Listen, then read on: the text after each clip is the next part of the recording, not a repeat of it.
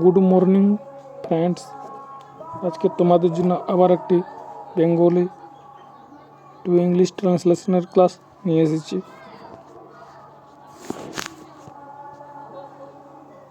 আমি বাক্যগুলো প্রতিটা ভেঙে ভেঙে ট্রান্সলেশন করেছি। তো চলো শুরু করা যাক।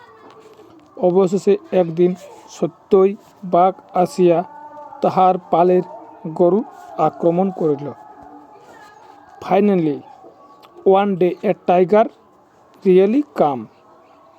অবশেষে সত্যই একদিন বাঘ এসেছিল বা বাঘ আসলো অ্যান্ড অ্যাট্যাক এবং আক্রমণ করলো হিজ হার্ট অফ কাউস, তার গরুর পালের উপর আক্রমণ করিল। তখন রাখাল নিতান্তই ব্যাকুল হইয়া বাঘ বাঘ বলিয়া উচ্চস্বরে বারবার চিৎকার করিতে লাগিল। Then the shepherd became very worried and start shouting loudly, tiger tiger. তখন বালকটি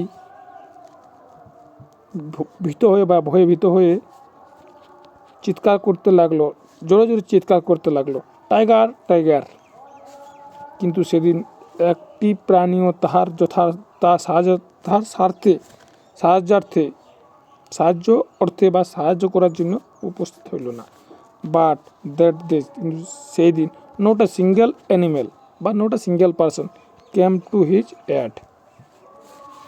সকলেই মনে করিতে লাগিল ধূর্ত রাখাল আগেবারের মতো মিথ্যা চিৎকার করতেছে। Everyone thought that the cunning shepherd was shouting lies as before. Everyone thought, সকলে চিন্তা করলো, দ্যাট যে কাউনিং শেফার্ড মানে ওই ধূর্ত বা চালাক রাখাল বালকটি ওয়াজ শাউটিং চিৎকার করতেছে, মিথ্যা চিৎকার করছে, এজ বিফোর আগের মতো। বাঘ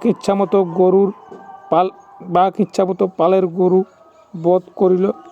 অবশেষে রাখালের প্রাণ সংহার করিয়া চলে গেল।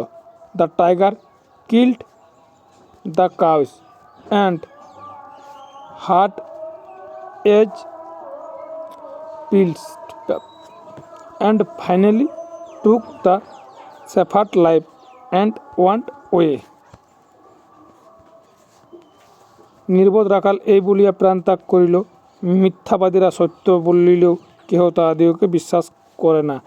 The foolish shepherd did saying, even if liars tell the truth no one believe them. তাহলে এই ছিল তোমাদের আজকের ট্রান্সলেশন ক্লাসটি কেমন লাগলো সবাই একটু কমেন্ট করে জানাবে। আর তোমরা বলে দিচ্ছি যে তোমাদের জন্য টোটাল আমি 30টি প্রতিবেদন ক্লাস, 30টি রিপোর্ট রাইটিং ক্লাস করিয়ে দিচ্ছি। 25 তারিখের আগে তোমাদের 30টি প্রতিবেদন ক্লাস দিব, 30টি রিপোর্ট রাইটিংয়ের ক্লাস দিব। খুবই গুরুত্বপূর্ণ রিপোর্ট রাইটিংয়ের ক্লাস। দেখো প্লে লিস্টে গিয়ে দেখো 7টা মতো প্রতিবেদন ক্লাস, 5টা রিপোর্ট রাইটিংয়ের ক্লাস দিয়ে দিয়েছি, প্লে লিস্ট করে দিয়েছি, সেখানে গিয়ে দেখো।